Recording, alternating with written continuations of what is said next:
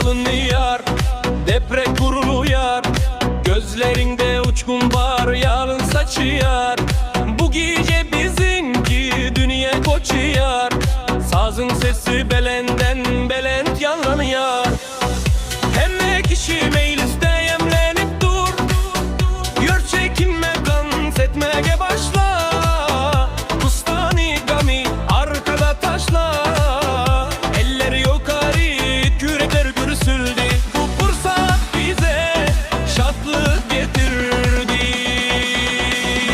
Bıkın bıkın yeri titredin. Şadiyan ses bilen gönlü kaldırdın. Bu ritim bizi bendi etti özüne. Seyret her kim güler yüzüne. Bıkın bıkın yeri titredin. Şadiyan ses bilen gönlü kaldırdın. Bu ritim bizi bendi etti özüne.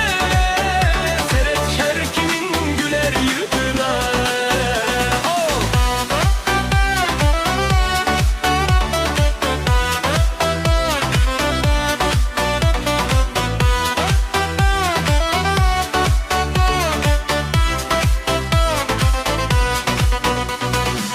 Dostlar bir yerde hezilet yeriz. Arzular romanına biz gideriz. Gizler bezleş yer, dans et yer ovadan. Ayrılık olmasın hiçbir vakit aradan. Sizin ritmi kalpleri coşturuyor. Ulik içi hemmeni koşturuyor. Sallanıp sallanıp oynasın şadiyan. Bu gecenin lezzeti bakı dovam. Gaytalam olam, gaytalam olar. Bırkın bırkın yeri titredi. Şadiyan ses bilen gönlü kalkırdın. Boydum bizi bendi etti adına.